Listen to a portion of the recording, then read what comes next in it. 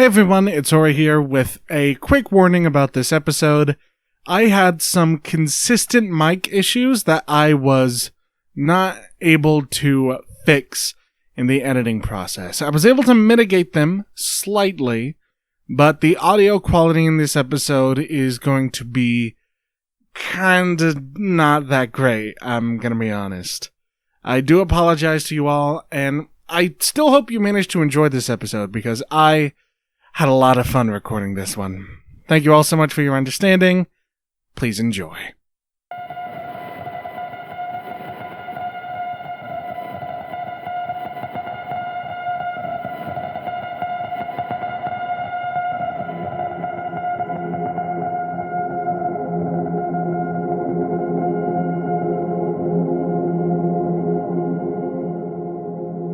Hello everyone, and welcome back to Ironfell, a dark urban fantasy take on the Ironsworn RPG by Sean Tompkin.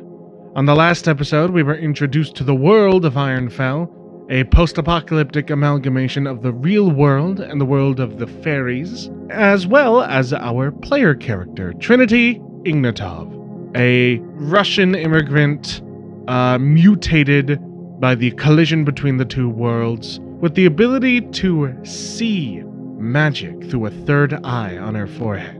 After hearing about rumors of a food shortage in the nearby village of Thornstead, Trinity, after a failed attempt to sneak off, managed to convince her father to let her travel to Thornstead and see what she can do to help. We've been traveling for 2 days now, and we recently came across a field that seems to be swirling with magical ability. It's supernaturally fertile. Like there's an abnormal variety of things that are growing here, and through the use of Trinity's third eye, we learned that is because this place is sort of siphoning the energy from the land around it. And that could have to do with the food shortage in Thornstead, because food is just refusing to grow there. Also, before we launch into play, I do just want to say that I now have, you could probably hear them, there we go, I have my physical dice, because Roll20 was really testing my patience last episode, and as someone said in the comments, Roll20 does not have a dice jail, so I'm using some dice. Let's hope these go well. So, we need to continue our journey towards Thornstead. So we're just going to immediately jump into undertaking a journey. And that is a roll of wits, which is +3. Let's go. So that's a 4 versus a 1 and a 9, which is a weak hit. So we reach a waypoint and mark progress, but we lose supply. So that is currently 6 points of progress marked off. We reach an abandoned cliff.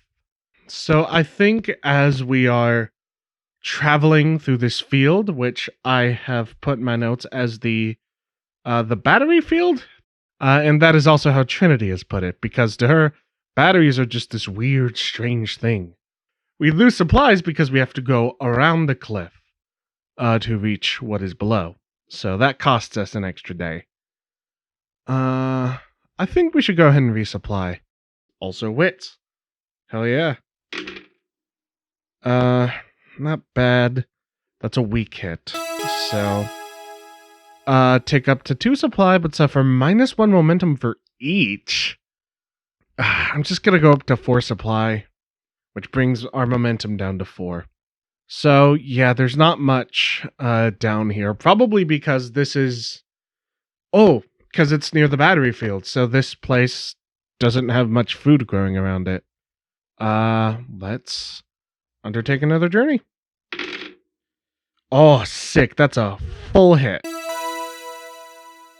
Okay, so obviously, I'm going to mark progress, and I think I'm gonna take the extra momentum for less supply.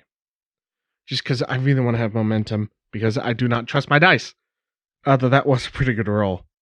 What do we find? We find an exposed waste. I think we find a weird supernet like crater that hums with magical energy. And Vlad does not seem to like it, but Trinity does walk up near it and just kind of feels it. Feels the energy swirling around this thing. Every time she opens her third eye, it's like opening up a new sense. And she just wants to feel magic existing. Unfortunately, Vlad does try and run away, and we lose another bag of food. Now, we have 8 boxes marked on our attempt to travel to Thornstead. I think we are going to try and reach our destination. So, the way that you reach a destination, this is also the way that you fulfill a vow and defeat enemies in combat. You don't roll your action die, you don't roll your d6. Instead, you just roll the challenge die, you just roll the d10. And you want them to be lower than how many boxes you have filled. So basically, we're treating this like I rolled an 8 on my action die. Which I think is neat. I really like this game, if you can't tell. Alright. Let's do it. Strong hit. That's a 2 and a 5. On a strong hit, the situation at your destination favors you. Choose one. We can make another move immediately at +1, or take some extra momentum. First of all, going to mark some more progress on our quest to solve the food shortage. We are going to delete our progress tracker for the travel, and I do think she's sort of invigorated by how much magic she's been exposed to. So we are at 6 momentum. Now, I don't believe we determined what Thornstead is. Where is it located geographically? It is a hidden coast. Ooh. So, we come down from the hill, past the crater, and eventually find this cave near this beach. But this beach has like gray sand and black waters. And we head into the cave. And how do people react to our presence? Let's roll on disposition. Demanding. Ooh. So as we approach, there are 2 guards standing by the mouth of the cave. They tell her either get lost because they can't feed anyone else, or she can give them some food to show that she means no harm. So, suffer supply or get lost. Friends, I assure you that I mean you no harm. I've come to see what causes your troubles, to see what dark magic has affected you. And I have come to hopefully open up a trade with your village and mine. All I ask is a day or 2 of your time, please. We are going to roll to compel for sure. This is definitely convincing, so it's with heart. Yes, strong hit. They'll do what you want or share what they know. Take +1 momentum. Yeah, momentum up to 7. And I think we're going to be taken to their leader. So let's roll to see who is the community leader here in Thornstead. They are a remorseful leader. Ooh. Why are they remorseful? I don't know if I trust that. What's their goal? Fulfill a duty. Let's go ahead and roll up a name for this person. I am going to use randomnamegenerator.com. We'll say their gender could be man, woman, non-binary. Who knows? The world is our oyster. Carolina Bryce. Or Carlina Bryce. Let's add her to our characters list. So Carlina Bryce is probably an older woman. Probably about as old as Trinity's father. Very much sad, tired. The years have not been kind to this person. But she is dressed in what looks to be military surplus. Not like actual military uniform, but, like big jacket, combat boots, that sort of thing. Is she armed? I'm just curious if she's armed. I'm going to say almost certainly. So on a 10 or lower, she's unarmed. I rolled an 8. Okay, so wow. I do like these dice. She has a gun holster at her side. Like the holster for her pistol, but there's not one in it. That might actually fit with the whole remorseful thing. Okay, I changed my mind. I don't know her deal. I might say what I think her deal was later on the Patreon. My men tell me that you have come to aid us in our food shortage. Yes, that I have. I come from the Life Tree, to the northeast of here. Have you heard of it? Has she? I'm gonna say... it's a giant tree in the middle of a cul-de-sac. I'm gonna say it's likely she's heard of it. 91, she's definitely heard of it. Yes, I know about the Life Tree. You are rather close by, and yet you are the first we've heard from the Life Tree in months. Why has your village only decided to help us now? Well, truth be told, it was not my village. It was me. I came here alone. But my father and I on a farm. We keep the Life Tree fed, and we could help keep you fed as well. That is only temporary, I'm afraid. We need to get our farms working again. We need to become self-sufficient from others. She looks at the two guards and puts a hand on the scabbard where she keeps her sword. The guards immediately go for their guns, and she just says, I wish to speak with Miss Bryce alone for a moment. You may take my blade if you do not trust me. Will they let us talk to her alone? Let's just say 50-50. No. Carlina sighs and waves her hand at the guards who lower their guns.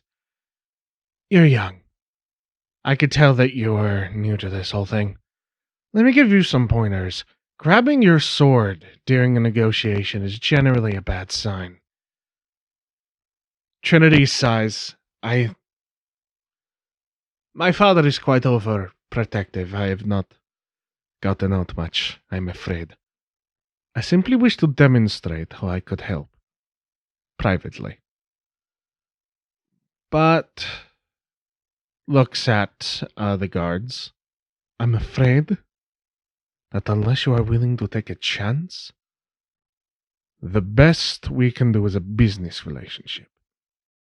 I'm sorry, but that is my final offer. I think this is going to be... this feels more like threatening than convincing, so we're going to compel with iron, which is a +2, so it's not awful. That's a strong hit. We're going to take that momentum, and she does not like being threatened, especially by someone so young. Trinity's like an adult, but like 20, 21 years old. But she looks at the guards and says, wait outside. And the guards hesitantly leave. What is the architecture in this place like? I just realized, since we live in a cave. Or they live in a cave. Demand enemy. Ooh, I think it's very much just like wooden and stone blocks with no doors. These are not people who are prepared for a fight, is how I'm going to interpret that. Yes, the guards leave, and Trinity sighs and says, "Right. My father tells me that people are frightened of mutants, that they fear their abilities. Are you afraid of mutants, Miss Bryce?" Is she? 50-50. 78. Yes. She just narrows her eyes. Are you more afraid of mutants than of losing your village through your own stubbornness? She clenches a fist.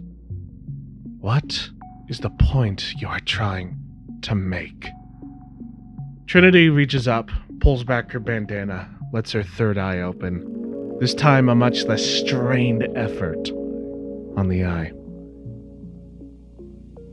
What you have here is an arcane problem, and you will need arcane means to solve it. Now I ask again, which one is more important to you? Your village or your bias? I want to say this is face danger, because normally I would go compel, but I think if Trinity cannot convince Carlina here, she's going to be in a lot of danger. I think this feels like she's doing it with courage, just a boldness, just being out there.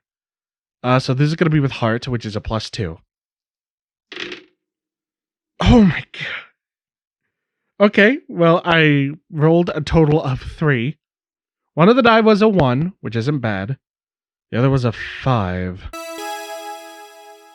So we can lose momentum, endure harm, endure stress, or lose supply. I want to say that Carlina looks at this, sighs, and says, "Fine. Tomorrow, you may help us.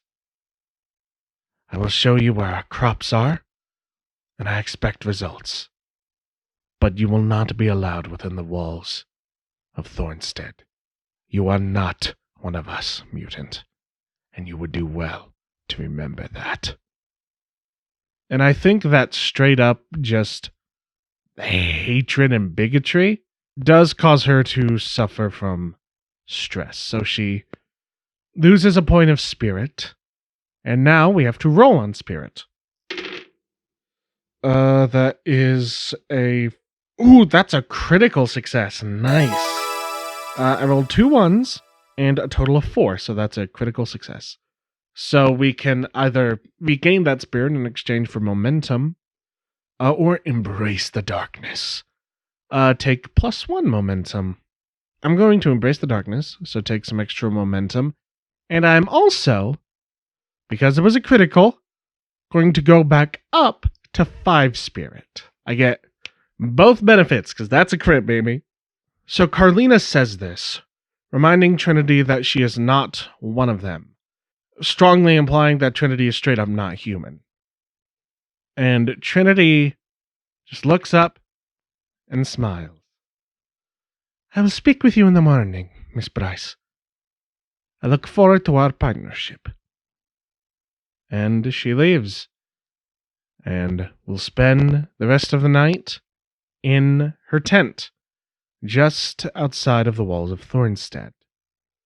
We are going to make camp. Unfortunately, I'm going to say because of the lack of food, we can't resupply here. So we're just going to have to roll with our +3 supply. That is... I'll take the weak hit. I'm just gonna take some extra momentum. So we are at 10 momentum. It's the highest we can get. So we rest. The next morning we feel invigorated, strangely enough. And I think our next immediate roll is going to be to gather information. We need to find out when this started. First of all, if they're on like a beach, where did they grow their food? I'm going to assume it was like a plot of land nearby. They grew it on a glade. Fair enough. A strange glade. I'm assuming we would be told that for free. We would be taken to where the food is not growing. There are no workers around, just 2 guards. And Carlina looks at Trinity and says, "Do your work. Be discreet about it, though." Trinity smiles again. "I always am." Removes her bandana. And we are going to gather information. Once more, this is going to be with wits +1 from being sighted. So, let's see what we get.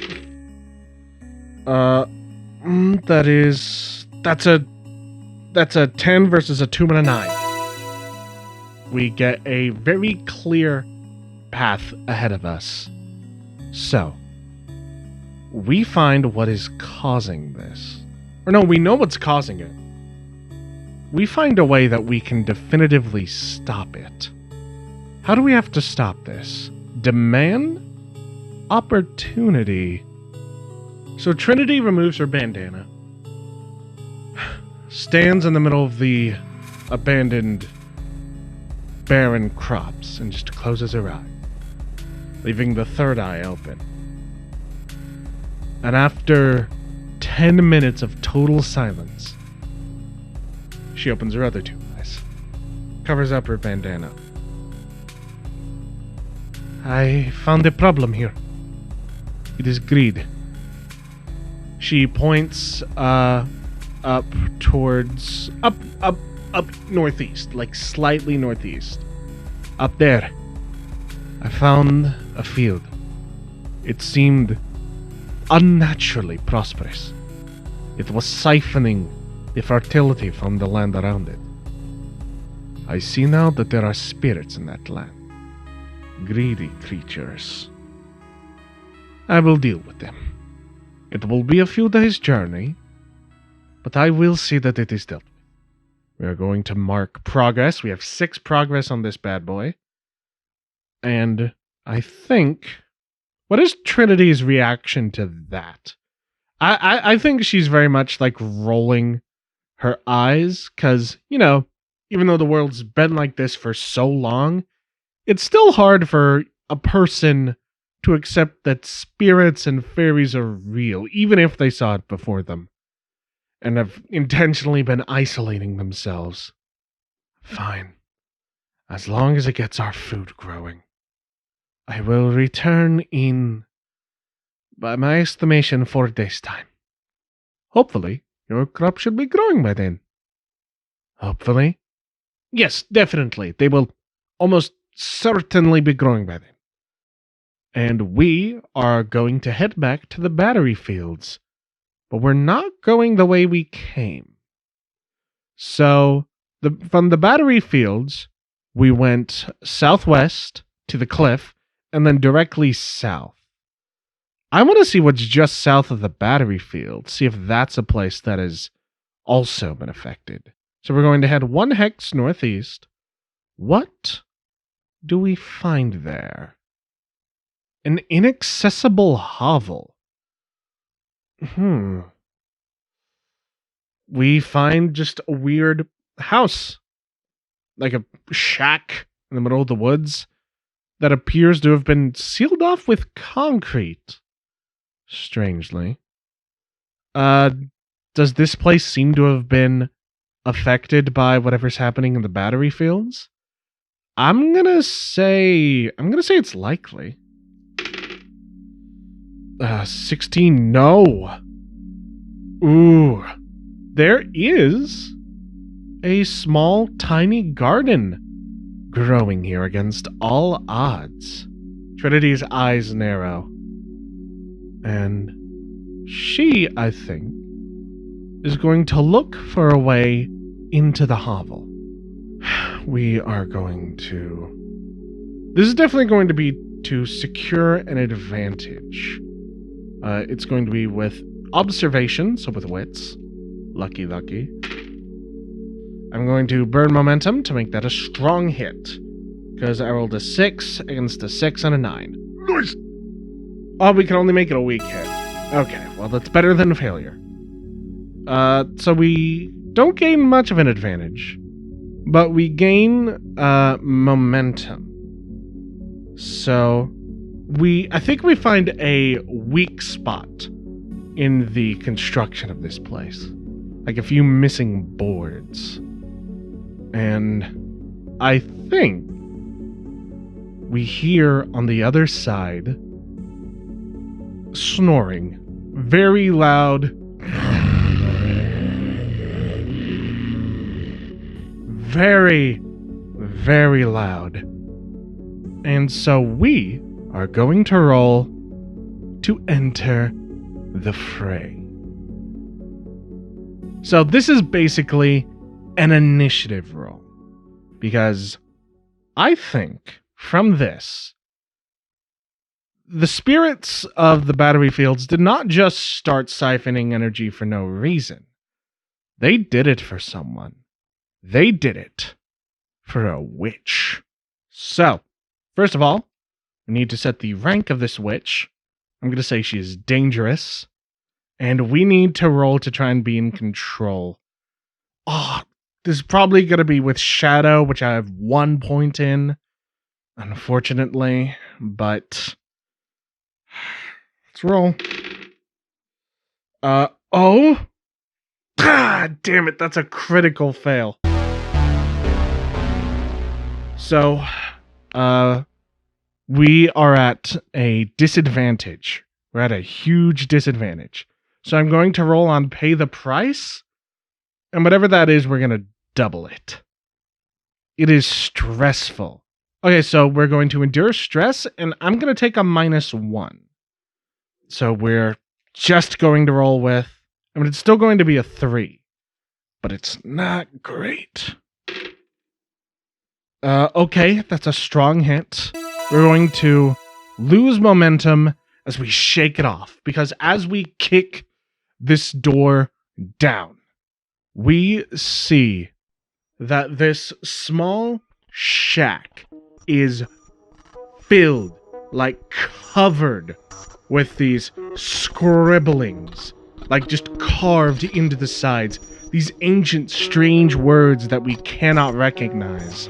And with our eye uncovered, it burns. These symbols glow with an unnatural light that dazes Trinity, and she stumbles back. And as she opens her eyes, she sees the witch. This weird, gangly, like almost like SCP-096-like creature, like long limbs, thick, circular joints almost, dressed in rags, black tentacly hair, and a mouth that would be full of teeth like a shark, except most of them are missing. A lot of them are blackened and yellowed. And it looks at Trinity. One long clawed hand wipes the drool away from its mouth and says, "And what do you think you're doing here?" And that is where we will end this episode of Ironfell.